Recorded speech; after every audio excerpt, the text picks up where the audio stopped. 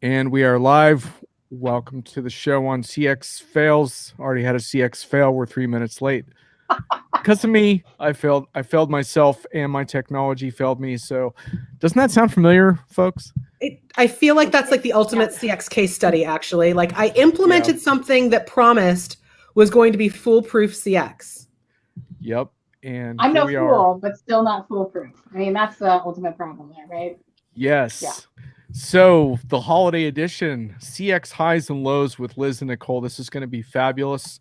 I called the Liz and Nicole show because I learned last time that pretty much lose control of the show when these two are on. But that's cool. We can do it that way. Who better to turn the show over to than these two ladies? Thomas, we're a little rusty. Yeah, we got to get you warmed up again. Thomas, welcome. Glad now that Thomas is here, I know things are going to be spicy. Exactly. So, he did promise to show up, so that's good. We got our one audience member. We do. We have our one. Well, don't forget, times however many passive participants. I don't know what the current metric is. And Sven will be here soon, right? Like he'll be here. Exactly. Yeah. Hopefully. Probably with a glass of Glühwein. I hope. It's that time of year. Thomas wants to know, Liz, if CX is for fools. I'm sorry, did Thomas just call me a fool on a Friday? Like, I don't understand. Thomas, I thought we liked each other. Like, I thought we got over the whole Liz isn't really German thing. And I thought we were like. All right. Well, it sounds like something to work out after the show. Messaging. That's a therapy session. By the way, Liz and I figured out how you can add Stripe to Calendly. So we're registering openings for therapy sessions. So feel free to book them. Yeah. Excellent. Okay, we'll get to that. So for those of you who are here for holiday awards, warmth, tribute, and emotional send-offs, you're at the wrong place. I hope you were at the excellent CRM Players yesterday. Right. Like I hope you went to that if you wanted kindness. Like this is exactly. We're getting real. Yeah, we're getting real today. Though I do want to say, as far as awards, we are in the presence of an award-winning analyst, Liz Miller. Oh yeah, analyst. It's only because Nicole left. This is what I'm convinced of. It was like they were like, "Oh, Nicole isn't here. Oh, Liz took over that crap, so let's give it to her." So, folks, this is what Analyst of the Year really looks like in the flesh. And Nicole, since you were last on, you have moved to a different role. And you have sort of left the analyst profession, though you never really leave the analyst profession, as we know. So, so we're gonna give you a chance for a shameless plug if you behave yourself later in the broadcast. So, but what we're going to be doing today, folks, is counting out the highs and the lows of CX in 2021. I may have a few myself because I was just talking with Samir Patel over at SAP about their CX strategy, which has had its ups and downs. So that was a good reminder of some of the things that get under my skin with CX, but also the immense possibilities, which is why we actually care, right? Yeah. So, I think that should be SAP's CX's official tagline. Okay. Why we care. Yeah. No, immense possibilities. Oh no. I thought. Oh no, why care? Are we going with why care? That's fine. Whatever. Yeah. But by the way, just a little side note, I don't want to do a total spoiler here, but one of the most funniest things on this year of Succession on HBO, was it last year? I'm maybe getting the years wrong because I did a binge, but it was this tagline, "We hear you." It was supposed to be all awesome, and then they figured out that they had a line of TVs that actually does eavesdrop on people. So then they had to like scramble before they were going to announce the tagline and say, "Oh shit, we actually do hear you." And so they're like, "Oh crap, what do we do?" Anyway, I thought that was kind of a perfect segue to today's that is perfect conversation. So yeah, and folks in the audience, I know Thomas, you're going to have a few things to say about this. So feel free to contribute your own personal highs and lows as we go, and let's just see where the conversation leads from there. So let's start with the low points because we got to get kind of the spleen out, I think, before we can get into the festive mood here. So, Liz, since you're Analyst of the Year and we just kind of travel in your wake, what is your sort of top B force or number 5 or whatever for what's getting under your skin this year? Countdown. We're going to do the countdown, right? Oh, yeah, let's go from 5 to 1. Oh, okay. Nicole leaving. Oh, wow. So my number. Show me up here, like right. Was it going to be the number 5 beef? Was it going to be the number 1 beef? I got abandoned on my CX boat here all by myself. I used to just have to have the marketing paddle, which was fine because there were plenty of people to hit with the marketing paddle. But then this one has to leave me with all of the paddles. That's my number. Yeah. That's my number 5 CX beef, John. But I did write it nicely on a piece of paper. I thought you'd be proud of it. I do on that paper. That paper looks like ramen. I just need you to visual stimulus. It does look like ramen. I just needed you to see that. Okay. That's my number Nicole, 5. I promise no emotional moments, but if you do feel a tear welling up after that, I understand. No, it's because we talk to each other still almost like every day. We do. Like nothing really has changed in our relationship. We just no longer collect paychecks from the same authorizer. True. So that's pretty much the difference. But Liz, as usual, showing me up because here I am. Although I have now finally a real whiteboard in my office, I'm not in my office, so I don't have my whiteboard. Well, somehow the ruled notebook not quite as good, Liz, as the ramen Post-it. So I wrote mine down in a very messy, like no one can read it kind of way. So I don't feel like I've given anything away there. I think one of my personal lows, and I'm just gonna start from like the full on as a population perspective, unloading at the ports. I mean, come on. This has just been one of the biggest disasters in so many ways. And I'm going to say, as a Southern Californian who lives in Southern California again, even including a nice little oil spill. So really not that awesome, Yeah. Did anybody try ordering an appliance this year? Anybody else have this experience? Yeah, that's not. Yeah, no. Apparently anything that needs to go over water, just forget it. Yeah, forget it. Yeah, I think we have some washers and dryers in my building that said something about next year sometime. Mm-hmm. Probably. Some ship outside of Taiwan or something. I'll say that everyone seems to be using supply chain as a bit of an excuse too, which is kind of irritating because so I'll give you for example, Christmas cards that we ordered in November were shipped at the beginning of the month. And according to the shipping company that rhymes with Schmedex, they're held up because of the storms in Kentucky. What horrible storms. People have died. My heart goes out to everyone that was covered by that. Here's the problem. Okay, in this digital world where your package gets scanned every single time it stops someplace, my package is stuck in the supply chain of San Jose, the city where I live. So the tornadoes in Kentucky are making it impossible for San Jose to find and deliver my package. Stop lying. I know. I will say, a really closely related beef. So I'm just going to wrap it up into this one because it allows me to cram more in. Is automated delivery updates that are not based on real information.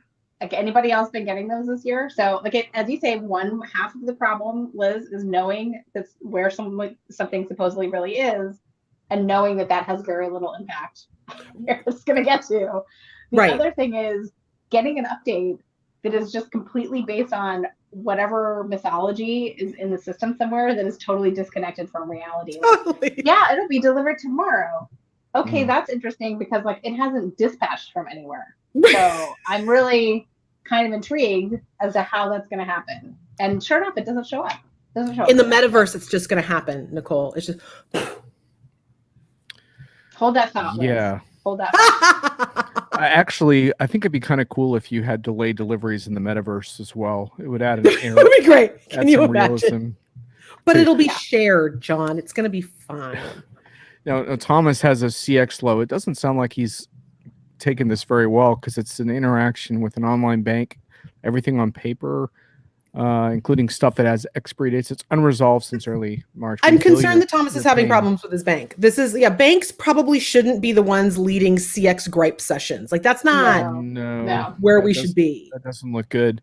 But yeah, if anyone else has your highs and lows, start with the lows here. Let's get this off of our chest. One thing I was struck by in a recent interaction with Walmart, which I'm going to probably refer to as several times in our conversation today. Well, one thing was that I I became fascinated in the CX purgatory that I was in, and I decided to, mine the material for a blog post, right? It's just kind of like, that's what you do, right? Yeah. So instead of like just hating every moment of my life, I decided that this was research, And one of the things that happened, Nicole, is exactly what one of the reps I interacted with in the chat just basically lied to me. I realized she gave me basically fake delivery stuff. Yeah. And I figured out later that they actually didn't know where the stuff was anyway. They had no idea. So, but here's the thing that really interested me though, and I think this is like, we talk about sort of the future of CX, right? And you think about like the possibilities here, but also the amazing gap between where we want to be and where we are. I read before the holidays, right, that Walmart and Amazon were really the two that were investing so much in supply chain right now, so as to be the leaders in this area where so many other retailers were going to have all these problems and fall short. And then here I am having this nightmare experience with Walmart. Now, granted, it was a little bit of an exceptional product, an action figure, if you want me to be totally honest. Oh, yeah. Not my deal, but a holiday thing, right? It's a collectible, John. It's a collectible. Right. It's a collectible, right? It's not an overgrown male fantasy of someone that collectibles should have gotten over it by now. Anyway, so what I was really struck by was not. I know that Walmart has a sophisticated international logistics operation, but what I was fascinated by was that the reps had absolutely no transparency or visibility into that system, right? So they wanted to help. They were eager to help. Oh. They weren't unintelligent. They were pretty smart, but they had no visibility. And so their hands were tied behind their backs. And so what did they have instead? What they had instead was all this like absurd training around being polite and nice. Empathy. Right. Yeah. I'm empathetic, but I can't help. Yeah. So it would be kind of like if a waiter took your food order with their hands tied behind their back and they came back and said, hey, I can't actually bring you your food, but it's really great food. We're still working on it. Yeah. So they have all the great skills of empathy, but they can't actually solve my problem. And I think I just thought it was so interesting because if Walmart is struggling with this, with all the vast resources they have, like what is the state of this industry right now as far as when you try to connect these three very delicate things, right? CX on the omni-channel, supply chain, and then don't forget employee experience piece, right? Like this is why this is so intractable on some level, in my opinion, but also it's why it's exciting, right? I mean, isn't this why you care? Both of you care because it's a meaty, interesting challenge, right? Well, it's about the information, but also the training and the empathy. I mean, I'm just going to say it's good to know that somewhere, evidently, someone has put together the Dilbert handbook for customer service, because that sounds like exactly like a daily calendar page that someone put into practice. So I'm going to call that the silver lining, John, of the really dark gray Walmart CX bomb. Right. But there we go. But I also think they also kind of get themselves, a lot of folks are getting themselves into trouble, right? Because especially in things like stock calls and earnings calls, when they're like, we're winning with CX and we have a winning CX. We've implemented winning CX platforms and we have CX training. And people have kind of really leaned into this idea that by investing in customer experience, everything's going to be okay. And then when everything goes off the rails, and it's unintentional, right? Like, it's not like anyone's sitting in the fulfillment center like, you know what? F you, John. You don't get this collectible. I don't like you. Like, they're not actually and they're sitting there doing that, right? Like, staring at it. Yeah. Right. There's no naughty and nice list in the fulfillment center. That'll teach you a lesson for obsessing about action figures at your age. Exactly. Like, call it a doll again, John. You don't deserve it. No, but it is interesting because I think what we're looking at here too is the challenge that, investing and having objectives is not the same as outcomes. And I think the reality is CX is all about outcomes, and it always has been. It's ironic that in a lot of ways it's actually harder now than it was back in the analog days, when it really was all about how you dealt with the person in front of you. And many, many things are much, much simpler. And yet in a whole lot of ways, we've made that basic kind of communication and interaction a hell of a lot harder. But it's also because there's so much complexity that goes into something that genuinely is far more sophisticated than it was back in the analog past. So there's a whole lot of screaming. Yeah, but it's not unreasonable that it's harder, but let's acknowledge that this is not about effort and attempts, it's about outcomes. And that leads you to a very different way of prioritizing what you do and how you do it and what your fail safes are. It brings me to my number 4. Can I say my number 4? Yeah, let's hear your number 4. Peloton. Wow, we're calling out brands. Peloton's on the list. Huh? So Peloton is the example of the beef that I have, which is when you panic and listen to the noise of the crowd versus taking a beat and remembering that CX is a strategy that helps you listen to your crowd, right? Is fundamentally based on listening to your crowd. So if you remember back almost 2 years ago to the date, right? Peloton releases an ad with the impossibly beautiful, already skinny, like this amazing young woman who is like, thank goodness my husband bought me a Peloton because now I can be beautiful and smart and accomplished and I'm going to work out every day and start like a whole new fitness obsession that's probably going to land me in some kind of mental health ward. So they release that. The crowd goes bonkers. Ryan Reynolds' team comes out with a hysterical viral video that was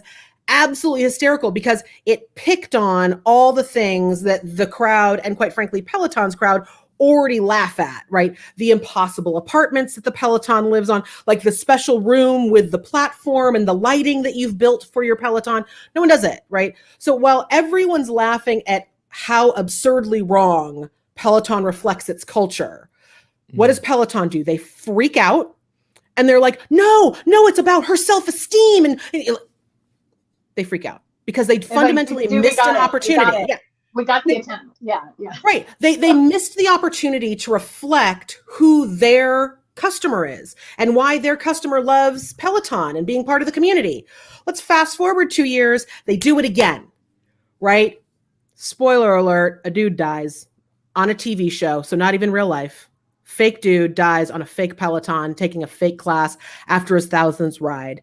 Peloton freaks out, but they think they're being funny this time. So they go to Ryan Reynolds, the group that made the viral video picking on him the first time, and create a new ad to explain and try to exploit and take over a news cycle about the Sex and the City reboot. Oh, he didn't die because he was on the bike and it helps cardiovascular disease. They hire a guy who's now under investigation for sexual assault. All the things that could go wrong. Wow. In a campaign go wrong because once again, and it's not because they hired Chris Noth, it's not because it's because they forgot something. A Peloton customer in the Peloton community that loves riding with Cody they're also Sex and the City fans whose reaction to the death wasn't about the Peloton. It was about that women in our 50s are dealing with lots of stuff and grief happens to be one of them. We should have had the spoiler alert there, Liz, on that. I did kind of say spoiler. I'm not saying. Yeah, you did. But anyway. Sorry, Thomas. I know, Thomas. I'm sorry. I just sorry ruined about Sex and the City. Yeah, I'm sure Thomas is like devastated at the moment. I know. Sorry about that, dude. You're gonna have to come up with another binge watch for the holidays. Exactly. But that's my CX beef. That it's missing the opportunity to be authentic with your customer because you just aren't listening and you react in this big crazy reaction that gets you smacked in the face every single time. Stop getting smacked in the face. Unless you like it, in which case, okay, fine. Maybe, I don't know, maybe it's like some weird psychological thing that they can't get out of. I don't know. I think it's because people panic. Like they want to explain it. Yeah. Like if a viral video like shows a clerk in a store having a really bad day, the brand's knee-jerk reaction is to explain it rather than just saying, yeah, she had a really tough customer and she had a really bad day. Moving on to Tuesday, right? We feel this need to go big because we feel that the crowd is really yelling, but we forget that our crowd understands what experience just happened. So just send an email. This is the bottom line. Own it. Don't explain it. There you go. This is why we share a brain still. It's true. There we go. Yeah. This is why I turned over my show. But but no, I think the other interesting, really ironic piece is Peloton's one of the few brands where where the pandemic economy kind of fell in their lap. So they probably should have just played to their strengths, right? Wow. But they've also, it fell in their laps, absolutely, but then they couldn't really figure out how to sustain it, right? Yeah. So the answer was, I mean, I think the thing we learned about Peloton, at least from a CX perspective, through the pandemic was they're a product company, just like everyone else, right? Because they sold the bike. Everyone wanted a bike. So what did they do? They didn't look for new business models. They didn't look for different ways to deliver content. They didn't look for ways to monetize their community. They didn't look for a new business model or a pivot. They introduced another product that was a fitness equipment thingy. Like they went right back. Because you need another one, Liz. Right, because now I need a treadmill. You're just like, what? No, I don't. Yeah. Well, and it's ironic because, we've talked for a long time about the move from products to services and, from services to software and all this kind of stuff. And granted, that's in the IT space, but, we were all kind of looking at Peloton as a great example of the same thing happening in the consumer space. And they kind of just, missed a trick. It was like that chain came off, except I don't think there's actually a chain on the Peloton, but no, it was like the chain came off the pedals and that, like kind of not quite back on there yet.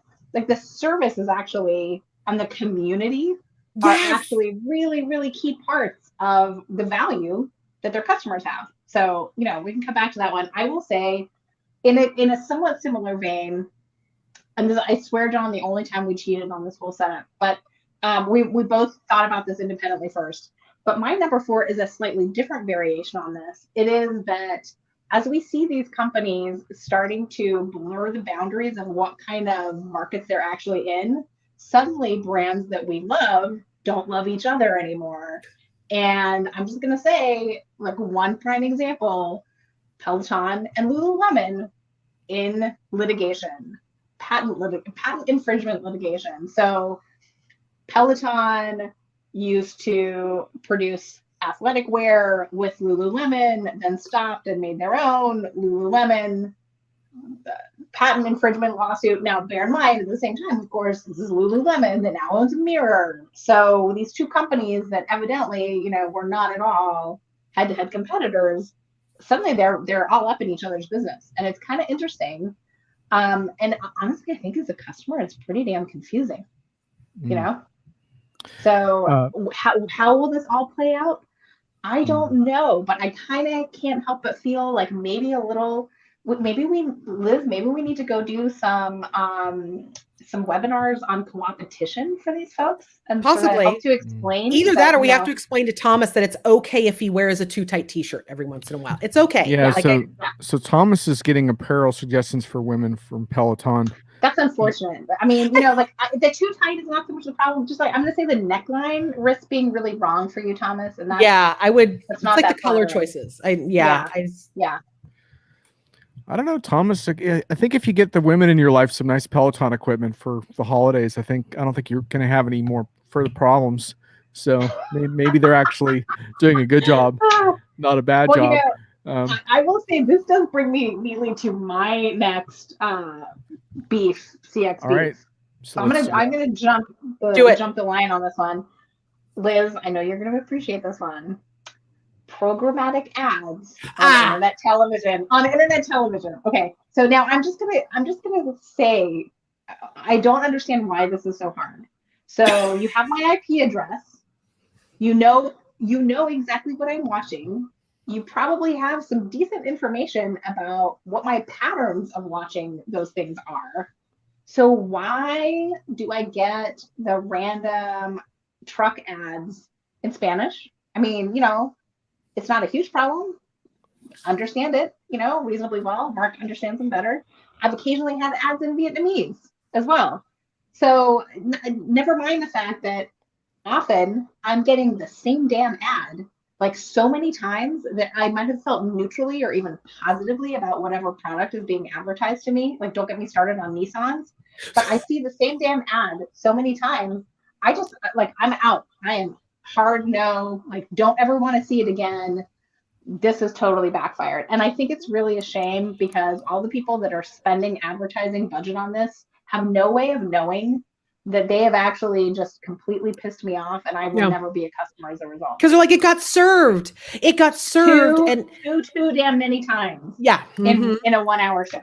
Can I just attempt to share my screen for a minute? Let's see how this works. Please let it be an ad in Vietnamese, because that's really going to just be epic. Let's see how this goes. Oh, it's a select window. It doesn't seem to like this. Okay, I guess I'm going to have to. StreamYard really dislikes you today. I don't know. StreamYard is like not happy with me at the moment, but I need to try this because it's just too on topic. Let me just try one other thing, see if it works. Do it on your phone, John. Show it on your phone. Let's try entire screen. Oh, okay. Can you see it? Ooh, yeah. All right, so have a look. Turn off YouTube advertising, personalization, and a last-ditch effort to get this end times fitness clown shilster out of my video streams. We'll keep you posted. Who is this? Who is this buffoon? This guy is really brutal. So confused about everything that appears on that screen too. Like, apparently it wants you to eat better and watch that guy. I know. What have you been searching for? It does start to raise some alarm bells.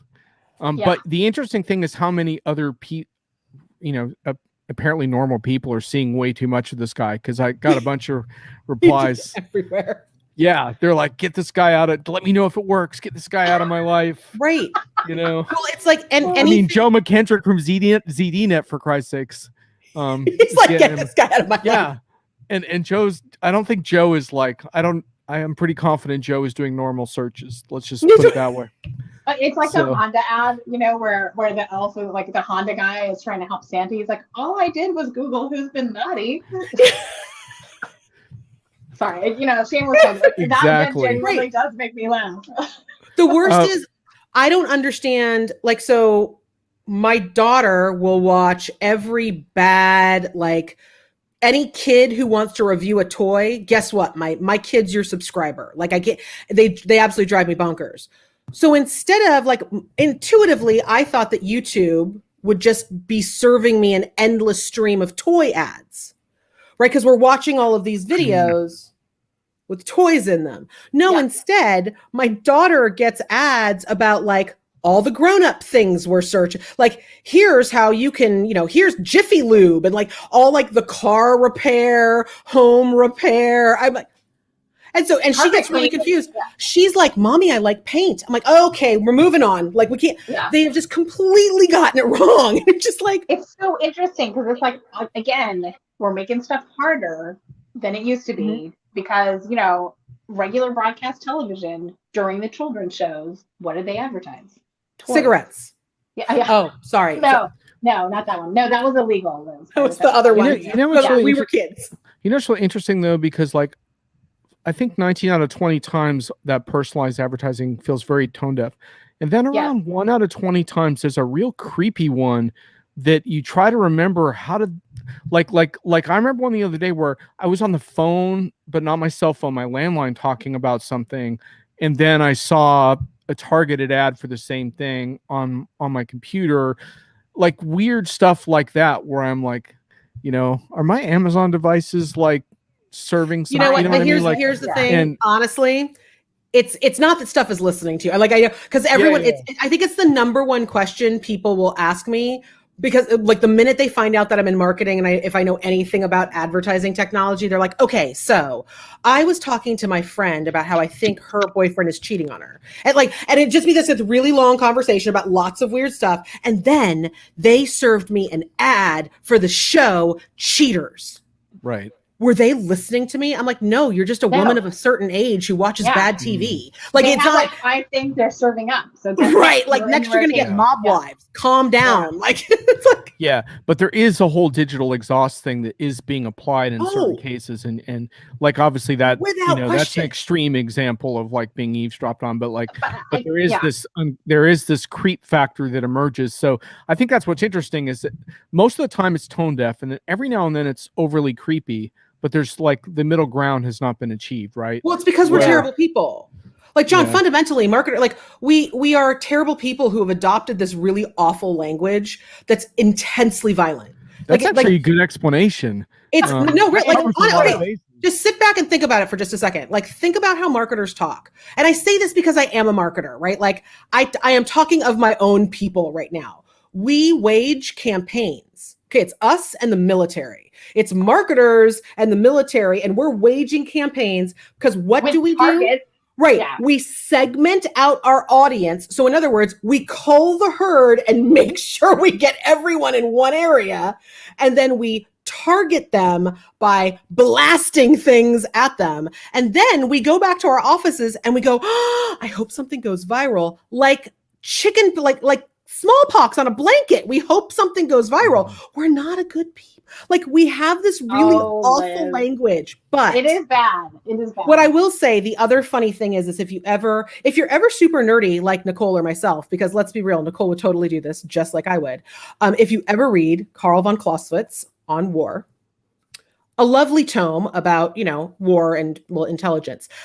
When it's where the phrasing fog of war comes from, right? So when you talk about what the fog of war is, right? All the generals used to sit on their horses at the very top, right? And then there'd be like the big canyon, and that's where all the fighting would happen. So you send all the people, like you send everyone in the red shirts down to the bottom of the gully and you let them fight, right? And what happens is all the fog gathers on the top. So when you're a general and you're looking in, you're like, God, I wonder who's dead. I wonder, is it going well? Oops. So the concept of fog of war was there's so much stuff that happens in between you and what your objectives and everything that you would like to have happen is, that what you need, and the way Karl referred to it is a piercing mind of intelligence to cut through the fog, to bring back what is happening on the ground back up to the general so better decisions could be made. Like, Karl von Clausewitz wrote the first marketing book. Well, it's funny, Liz, because I was going to go to exactly the same place because, as usual, we are connected at the brain. But, my analogy was going to be like what we're trying to do in marketing in a lot of these cases is basically like fly a drone over, and that's our intelligence. And so we're looking at this all very, very superficially, and we might identify things that are, empirically true, but don't actually explain what the hell is going on with customers and what they really care about. Because, the only way that you can actually get to that understanding is by asking your customers and by asking them the right questions. And there are a whole lot of different ways of doing it, depending on what type of business you're in and what type of customers you have, but it's got to come from the horse's mouth. If anyone else needs more proof that Nicole and I actually share a brain. Yeah, Wow.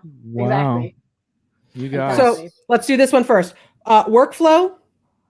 Not a journey. No. It's not a journey, people. Stop calling a workflow a journey. You're going to make me mad. Then there's this one. Oh, wait, here's the camera. Yeah, no. Wow. Like asking your customer and deploying a survey after a negative experience or after they hung up the phone. Your customer had the temerity of calling in to find out where their package was. And so what do you do the minute you hang up that phone? Well, you deploy a survey to find out how great that person was. Yeah. That survey is only going to be filled out. It's going to be filled out 80% of the time by the same 20% of the population that wanted to tell you what they actually thought about you in that moment. It's not actually customer voice. Please stop pretending that it is. I would like to actually say that one of my favorite posts in my history of 8 years of cranking out ridiculous amounts of content at Diginomica is the survey epidemic is upon us and something must be done. Which unfortunately was a little too pointed, John, from where we are right now. But yes. Yeah. I mean, literally, and just so you guys know, in 30 seconds, we're going to be sending out a survey about how the program is going. Yeah. So, give us 5 stars. You'll be happy to know that they're all bounded questions and there's no free text response. Right. So, be sure to tip your waitress. Yeah. Mm-hmm. No, we're literally it's getting to the point now where it's like, how did your floss go, John? Yeah. Well, went pretty and don't well. you want to just hit one? Like, I'm that mean person that will just hit one because I build surveys for a living where I'm like one. I know. I'm also the person that will click every single sponsored ad because if you're a brand I don't necessarily like, I know it costs you like $1. There you go. I know. See, So Thomas, we will get to your CX and platform question, which by the way is a really loaded question. Thomas, another CX fail caused by streamer. No, that one was me actually. I was switching views and stuff, so I think that caused that. But yeah, and by the way, you can be like Thomas and actually say something. So I know there's some people watching that are not commenting, but please feel free.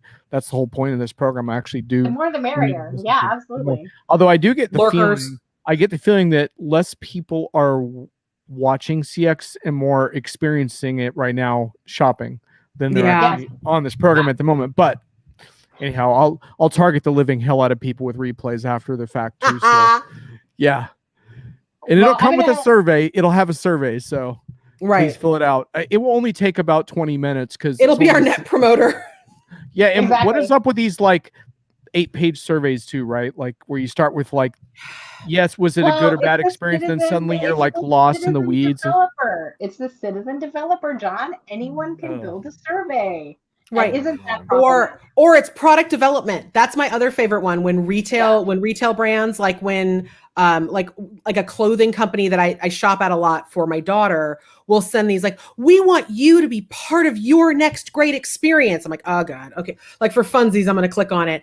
And it's like a 30-minute survey asking me which pattern that looks exactly like the pattern that you sold me this season of dress. Like, what do you think of this? What would you pay for this? And so I undervalue everything where I'm like, I'd only pay $9 for that. Okay, let's wrap up our beefs because we're going to run out of time for the good stuff. I know. Okay, so do we have any more beefs that really need airing? I'm gonna jump right to my number one. Okay. And this was alluded to earlier. Metaverse. I mean, come on, people. Like, okay. First of all, total misinterpretations of what it really is or will likely be. But contrast that with what we have all been living through for the last 2 years. I don't know about you guys. I want the real. I want to go to real places. I want to see real people. I want to do real things in real life. And I'm over it. You know what? I'm good with the concept of having a shared experience with someone that I choose to have an immersive shared experience with. Right. I mean, like you and I do that every day. We do it all the time. Right. Like, and if you and I chose to like don some ridiculous VR glasses, then Mark and Scott would take pictures and send it to John and it would be fine. Yeah. But at the end of the day, like, do I really want to spend so much time worrying about it? No, not necessarily. No. But here's my CX beef. Number one. Okay. Number one. Yes. Okay. Yeah. So here's the problem. Like 5-6 years ago, remember when every CMO, like the top of their resume, they got rid of the line of I'm a data-driven CMO and they exchanged that with I'm a CMO that owns customer experience, right? Because we all wanted to talk about owning customer experience. So every marketer like woke up in the morning and was like, I shall own customer experience. And then people started getting fired for it. So we took the hot potato and we threw it, right? And marketers figured out like actually what we could say that we own is driving growth for our organizations. And we can actually prove that. We can measure it. We can put business goals against it. We're going to stand over here in growth land. See you later. Bye. And we threw the hot potato out into the cafeteria. And unfortunately, customer service and customer support have wandered into the cafeteria and have found the hot potato. I think they got kind of hit in the head by the hot potato. Maybe like some got hit in the head by the hot potato for sure, but they're now all trying to pick it up and you'd be very hard pressed. And I think it's largely being driven by our friends, the vendors, whom, I love and adore you all, but the more we keep trying to convince a specific function or an individual department or a specific leader that they own CX, it's like telegraphing that your intent is to fail. Because if you're going to own it, that means you're going to stick it in a silo, put it in a drawer, wrap it up in a bow, and all the things that John was talking about supply chain needing to be integrated, data needing to be integrated, the departments needing to be integrated. The minute someone's like, haha, I own it. I'm the champion of customer experience. That's done. So what would you prefer? Grandeur. What would you prefer as sort of a methodological alternative to someone owning it? I'm gonna jump in here because this is something Liz and I have actually discussed quite a bit over time. And part of the problem is what the hell you call it. Because We have toyed with CX ops. We've toyed with customer ops. Both of those things sound like kind of machines that you can get stuck in and lose an arm, like not that good. I think this is where we come to, Liz, what you said, just to like go back to our touchy-feely day yesterday with the inimitable Paul Greenberg. Somebody who explains that CRM is a strategy.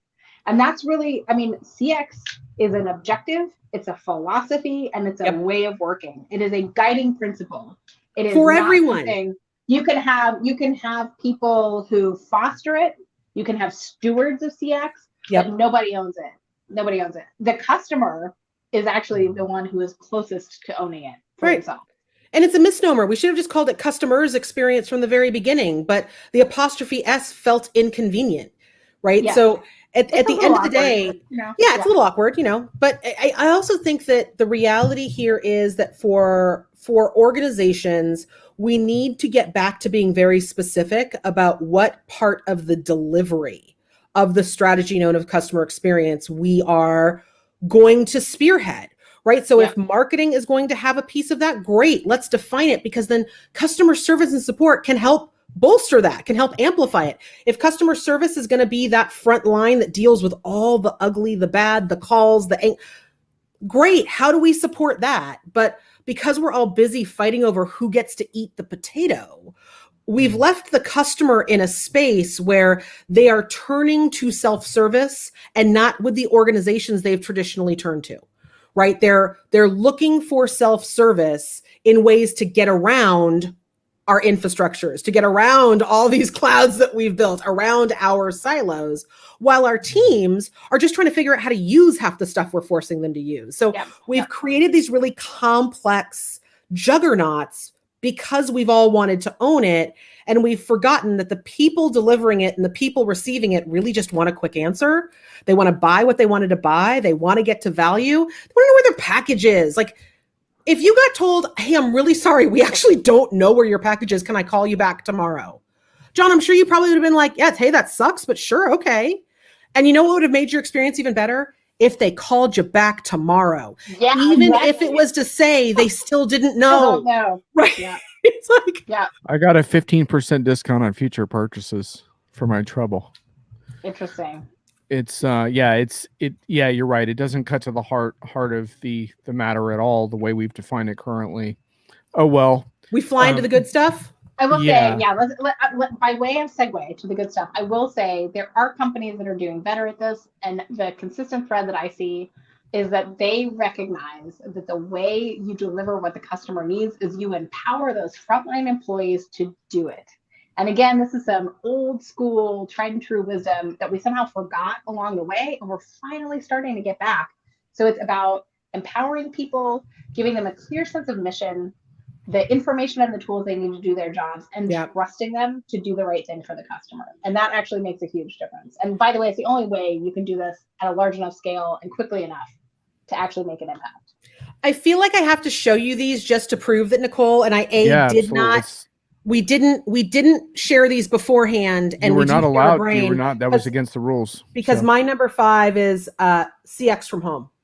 Right. Yeah. It was the capacity that we learned over this past year that if we gave our people the right tools to do their job well from anywhere, they could deliver amazing moments, amazing experiences.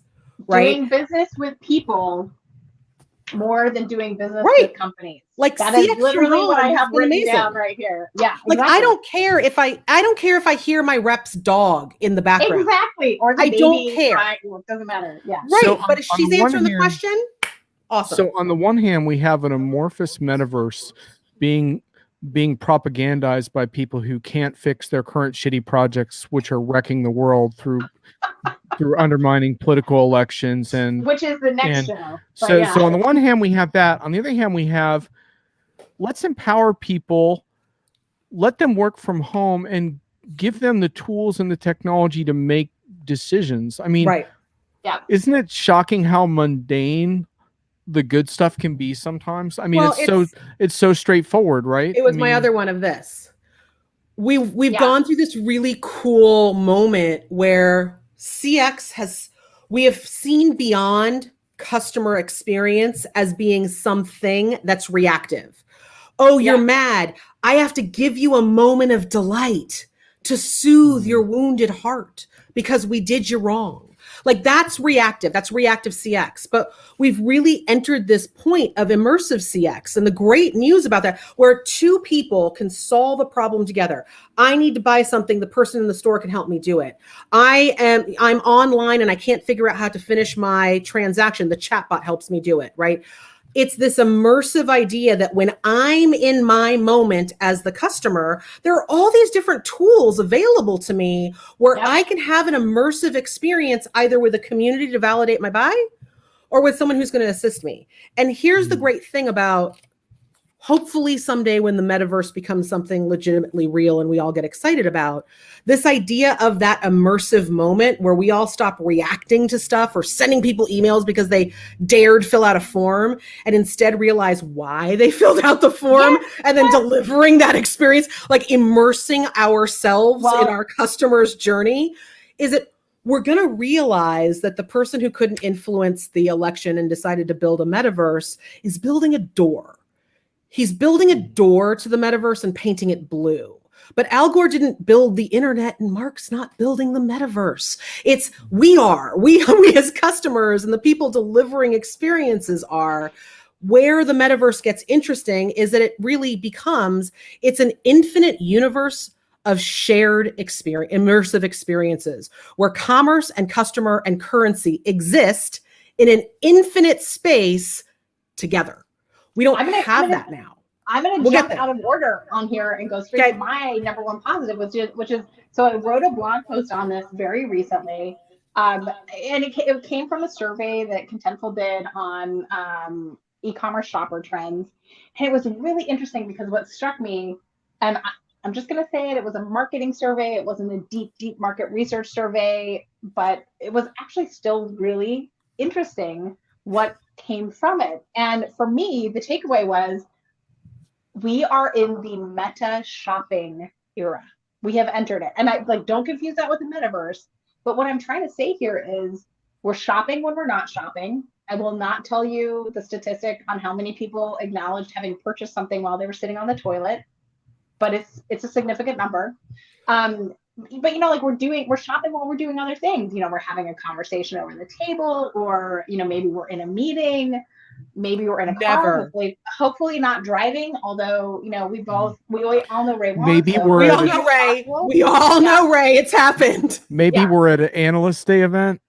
Perhaps, sorry. Sorry, everyone. Maybe. But so we're shopping when we're not shopping, but we're also shopping when we're already shopping. So one of the things that's so fascinating is how many times people are in a physical store and they're actually buying even from that same brand on their device while they're there, or they're researching something else, or they're talking to someone in the store who is also doing something digitally while the customer is doing something digitally in the store. I mean, so it's like layers of things here. And I think what is fascinating about this is that we're getting to a point where it's really about everything that is fun and exciting. And, let's not get too hard over on the hitting the dopamine button to keep buying stuff. But, the positive experiences of shopping that are really easy and enjoyable and that are mutually beneficial, and that being very, very fluid. And it's not like it's online or it's offline. It's where you want it to be. And I think that, and we're getting back to that idea that experiences can actually lead to discoveries, which is also we kind of lost that at the very beginning of the pandemic because everyone was looking for toilet paper. This has really turned into the potty episode because we're talking about shopping in the bathroom. Brent's already uncomfortable. I get it. I understand. Sorry, Brent. We'll talk about varmints later. But it's this idea that it's not about you can buy the next thing that was, oh gosh, it's clearly someone telling me to stop talking. Anyway, it's not about buying the next thing because you bought the last thing, right? That's not personalization anymore. It really is here's something cool. Is that Ray telling you to get off the program? Ray's probably hey, I'm driving, stop it. So, hey, Brent, welcome. And Brent Leary's in the house.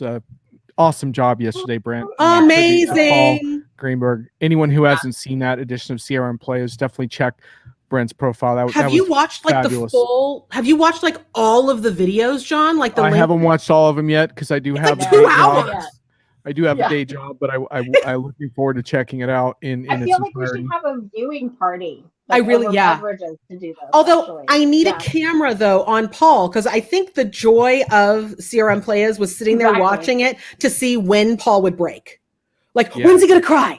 Like, he held up pretty good though. He was like concentrating on Yankee box scores or something because he managed to like keep a straight face. But everyone just focused on Esteban and hoping that he was going to behave? Like it was like we didn't quite know, like, because he was super well behaved too. I was like, it's the Paul Greenberg effect. I'm just going to say it is the Paul effect. Yeah. It is. Anyway, for the 1 or 2 people that showed up to hear about hybrid events, sorry, I had to go along with the promotion. So, but I hear that I might come back someday and talk hybrid events on the show. So that way, it wasn't just a ruse. It wasn't just a marketing. That'll be a good one. I like that. Anyhow, but Brent, welcome, and feel free to contribute your CX highs and lows of the year because you certainly spent a lot of time looking at those issues. So let's see. We are kind of. I got another high.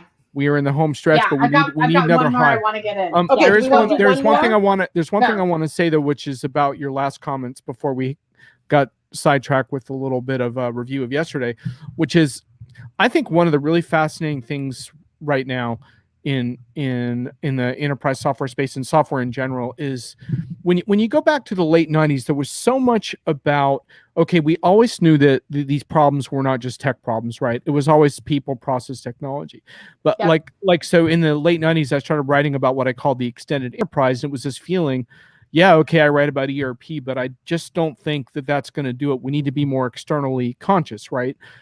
But the technology wasn't there to fulfill that. And then when CRM took off a few years later, it wasn't really CRM to deal with the kinds of problems you're talking about now, right? It could help you with some call center management, stuff like that, but it wasn't designed for all of this. And I think what's so interesting now is that while there's still some stuff we need to do with tech around predictive and all this stuff, the tech isn't really the roadblock anymore to these issues that we're talking about today, right? The technology is really not the problem. Yes, you can get yourself into trouble if you choose the wrong platform and get too convoluted, but it's really more the people and the processes that are holding us back now, I think. Anyway, it's just an interesting thing. I would totally agree. And it actually goes back to Thomas's question, right?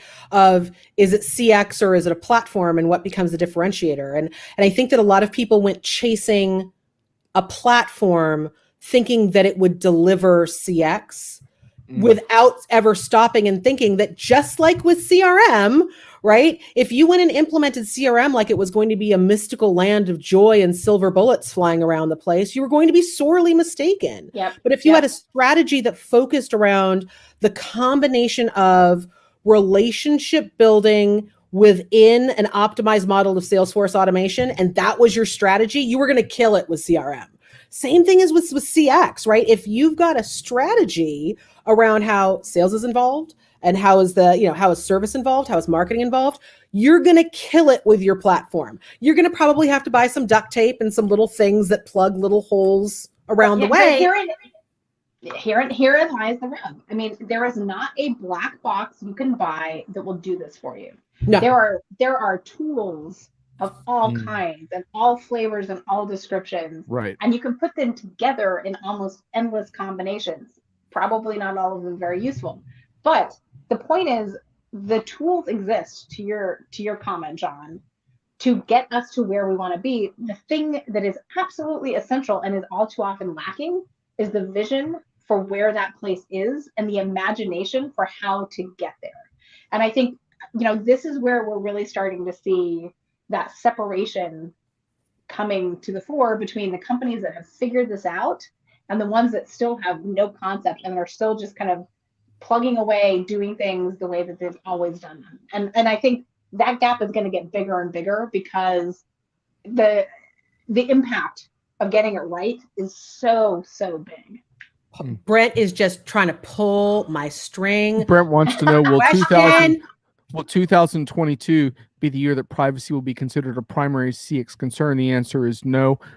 Sorry, Brent. I don't mean to diminish I don't mean to diminish your question, because, by the way, Brent puts on a terrific show on the topic of privacy every week on Friday morning. It is. So It's Brent, an awesome show. Brent, there's your plug for that, and it is a really good show.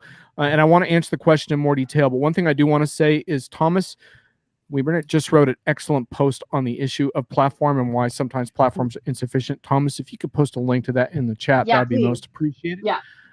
Okay, so do you want to tackle Brent's question in the context of our discussion here? Let's tackle this. So privacy. So first of all, similar to an organization needing to sit down cross-functionally and coming up with a common definition of what privacy is, what it needs to be based on, and where it will then be delivered, honored, and reflected, needs to happen before everyone runs out and writes a privacy policy, right? So a privacy policy is garbage you put up on your website that you hope to God gets Debbie and Bob from Risk off your back.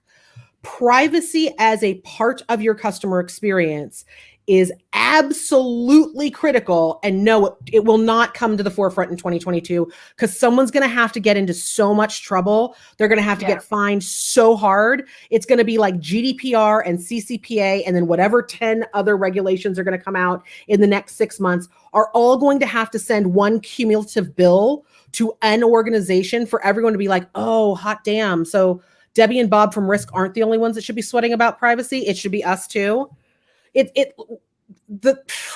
GDPR came out, we all hoped that it would be the opportunity for the CIO, the CDO, the CMO, the CISO to all get together and kick the privacy can down the lane. And some organizations really did it. Some organizations sat down and thought to themselves and thought out, why is adhering to privacy respect, identifying what privacy means to our customer, what privacy means to our regulators, and how do we respect both things? How does that become a business differentiator to us?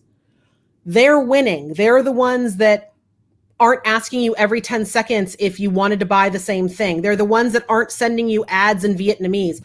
Those are the organizations that are winning. It's just going to take someone being a colossal failure in a headline for everyone to realize it's a bigger issue than a lot of this stuff. As is security.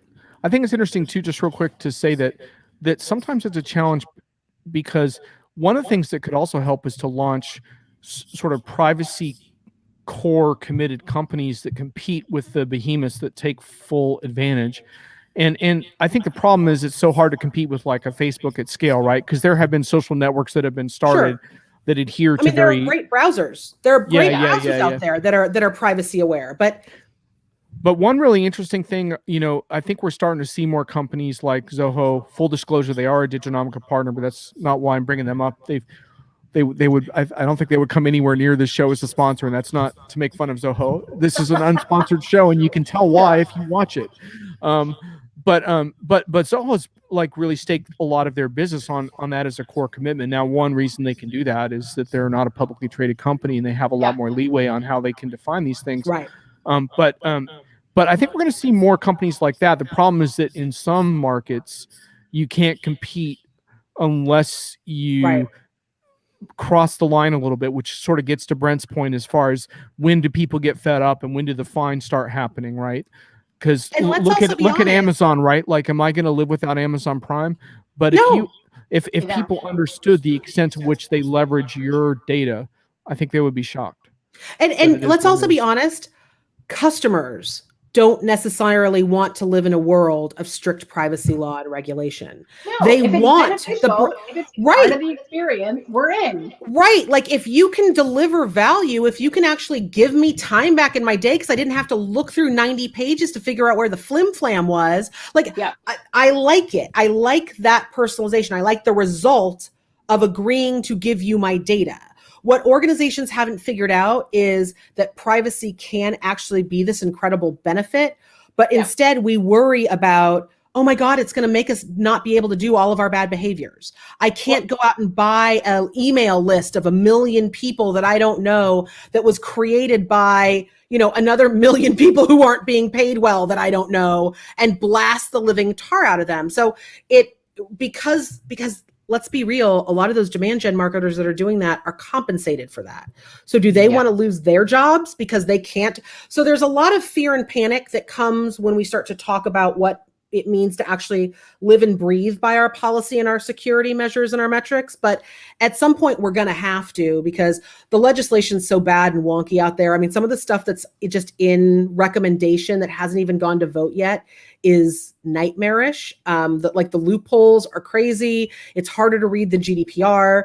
But the bigger problem is we've also got this looming issue of so many security threats, so much data that's out there on the dark web. So it is this really like Faceless Hoodie guy is in charge now. So, and I think one of the really potent questions, and I don't want to get too hung up on this because we're running low on time, is like in my case, my social security number is on the dark web.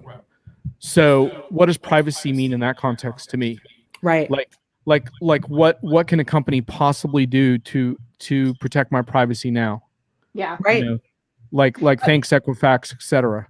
Right. Yeah. It's like hard. Once that's out there, like now I'm in damage control mode and I'm locking down, and there's nothing a company can do to really, like, what else could happen? Oh crap, my email got released. Oh crap, my phone number. Well, my fucking social security number is already out there. So because I think the other thing that we fail to recognize a lot of times when it comes to privacy and then especially when it comes to identity. Don't get me started on identity. We don't have enough time. But privacy specifically is, what does privacy mean to John?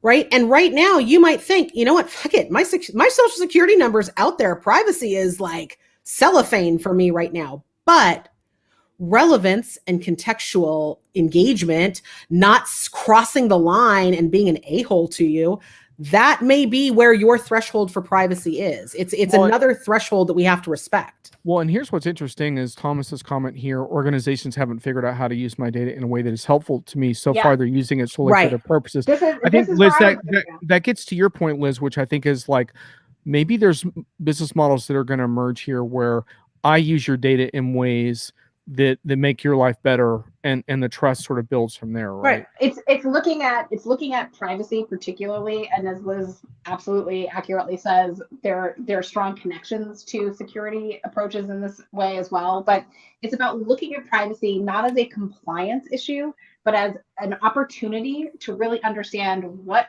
in the customer experience is actually valuable and appealing to customers. Right. And it is very much about using that as a guiding principle, using your customers, knowing your customers, to let them indicate where the line really is. Like, what is helpful, what is useful, what is absolutely not, what is beyond the pale.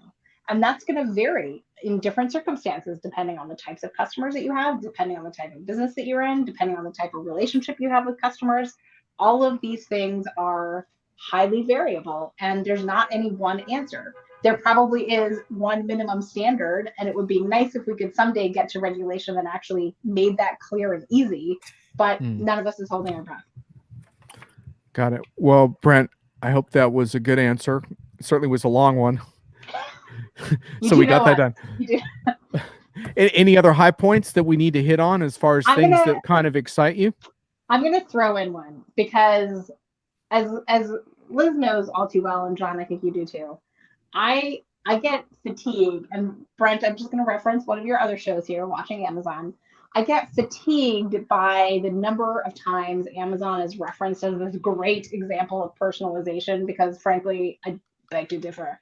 But I will say, what I have been super, super impressed by recently is Amazon delivery, and the delivery people who are behind that. We had snow in Big Bear earlier this week, and the Amazon delivery driver, who knows where our house is because she's already been in touch with Mark for a different delivery on a different day where there was an issue, couldn't get down our street because of the snow, couldn't get to a lot of the neighborhood because of the snow, called and left messages for all of the people she had packages for to meet her in the shopping center parking lot to go and pick them up. And I will just say that I consider that totally above and beyond. Unexpected, greatly appreciated. And I will tell you that if you haven't had deep insight into how an Amazon delivery truck is packed at the beginning of the day, it is all about delivery in order. And when that delivery driver then has to deliver not in order out of the truck in the parking lot, that is a whole different ballgame, but handled with absolute aplomb. So I will say, as many things as I think justifiably criticize Amazon for, I absolutely think they have done something fantastically right in this, and I love it. And I say, bring it on. Yes. What was your? Oh yeah, there you go. Because we couldn't land on a last one without it basically being identical because we share a brain. So there we go. Even separated by new employers, you guys are still united. Brent's just wrapping the privacy thing. Be open, transparent, and truthful in how I benefit and how the company benefits. It's about a real win-win, not appearance of win, but I lose. Yeah, indeed. But isn't it funny how that privacy, like that standard of privacy, you could swap out that standard for CX. Don't lie. Yeah. Don't try to convince me that I'm winning when I'm losing. Tell me that my package is lost and we don't know where it is. Be transparent. Be honest. Listen to what I'm saying and then actually answer me for what I've said. It's the same thing with privacy, but we don't think about the two things together. We actually think about privacy as being a hindrance to our CX capacity. It's because that's a legal totally issue. Wrong. That's for legal to deal with, right? Yeah. I love Brent's answer. Yeah, that's totally right. If we had more time, I would want to get into a discussion about how well bots are fitting into our goal here. Right now, I think it's a real problem. So that we're going to have to save perhaps for a future. We'll do a whole AI episode. It'll be a whole AI. Can we talk about chat more broadly? Because that was actually one of the things I had on my hits list that we didn't quite get to. But oh my God, it's kind of tied up in doing business with people and not with companies through multiple channels that honestly have been awesome. If the bot gets me to a person quickly, I'm in. Right. But here's the negative that's going to come out of it. Dear God, please do not write 19 white papers. To everyone out there, if you're listening, do not write 19 white papers in January about how this is the age of conversational marketing. If you stopped having conversations with your customers at some point, you were doing it wrong. Don't call it conversational marketing, please, for the love of God. By the way, I realized that today's episode was not the ultimate sound quality of all of my episodes. I had technical issues that ruined our sound check. So we're rolling with it. And I think my verdict is it was good enough. But in general, it will be better. It's just that we weren't able to conduct a quality sound check today. So just so you know, in the interest of CX transparency, I realized the sound experience was suboptimal. So let's just leave it there for now. Nicole, you moved. I think we need to talk about this because you did a great job of not pimping your new brand in this conversation. When you ride. But I think people do want to understand why you did what you did. To me. So yeah. Specifically. Liz wants to know why you stabbed her in the back and left her dealing with Ray and Holger on her. No, I'm just kidding about that. I'm just kidding. But no, what made you choose this company and why are you excited about this and what do you think the potential is? Thanks for asking, John. Why did I choose it? So I am now at Contentful, a company that is building a content management platform. So we think that's the next thing after a content management system, and I'll spare you the long story as to why. We're working on making it shorter. So, but why this company? I really like what they do. I mean, I'm a content person. I pretty much always have been. Like that is probably the one consistent thread throughout my career. I think it is the substance of the conversation that you're having as a business. It's what you put out into the world. It's what you're trying to say. It's what you're trying to communicate. It's what you want people to think, what you want them to do, what you want them to feel. It's all of these things, and it spans the ridiculous to the sublime, the soup to nuts, whatever analogy you want to fill in here. It exists in all these different modes, all these different types of assets, all these different modes of engagement and channels. It's pictures, it's words, it's all of this stuff wrapped into one.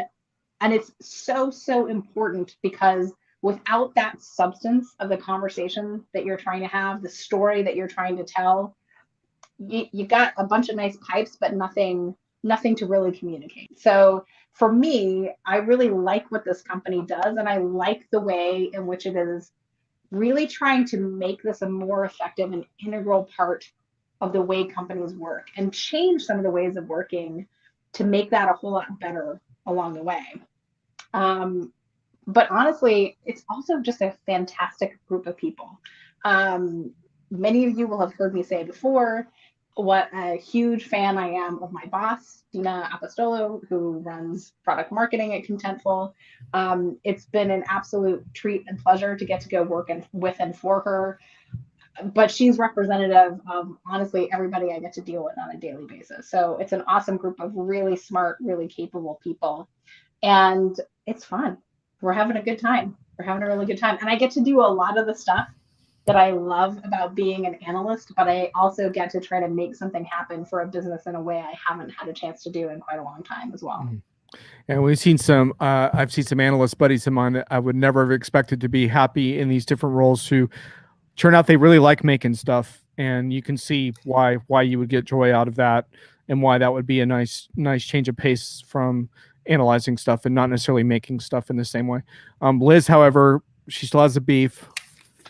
I know. Liz, I'm sorry, we're not going to be able to process all of your emotions around that today. It's a lot of rage. But, it's a lot of, I mean, I don't know. We now have the curmudgeon trifecta of myself, Holger, and Doug. I think we're holding it down for the analysts with a lot of beef to air. But yeah, really, it was like, wow, thanks there, Nicole. Well, maybe my show and your occasional guest appearances on this will provide some salve to that open. Are you kidding? All you have to do is look at our phone records. We're still true. We're still on. But now it's like talking about random stuff. Like, hey, Nicole, I can still see the Big Bear Airport monitor. What's going on in your backyard? That's how the conversations have changed. Is there a new RV parked across the street? Yeah. So just one comment, Nicole, on your new gig, and I realize I'm preaching to the choir here, but I just have to say this. I think I was on the website and I really liked a lot of what I saw there, and I think sort of empowering enterprises to do a better job with content at scale, if you will, in the forms that people need them, is like, I think it's a powerful thing. One thing I just really want to remind enterprises is that most of your content's really crappy, and doing it at scale is just going to make it worse and going to make more people tune you out. Faster crappy. So this is the thing, that people love all their distribution analytics and content creation tools. If your content's not soulful, authentic, relevant, meaningful, then it just forget about it, and just basically the bar keeps going up and up. So I just would hope that remains part of the conversation, because too often I find that it's not, and we talk about content marketing without reckoning with that problem. So anyway, just want to throw that out there. Substance versus the sausage machine, which is probably a whole separate episode for us to have at some point. Yeah, there you go. Well, that's good fodder for the next year. I want to thank everyone who has made these jugular conversations worthwhile. I always wanted to do something a little bit more unhinged than anyone else is doing. I believe I succeeded in that. And I think there is an audience for it, which is cool. And we're going to keep doing it if you guys are up for it. So Thomas and Brent are the chat MVPs today. So thanks for that. And it's a whole unhinged episode. Thomas, Brent, Liz, Nicole. We're like the poster children for unhinged. Fine. I like it. So let's cut our losses for now. Have a great holiday, everyone, and we'll face these things again in the new year together. So look forward to that.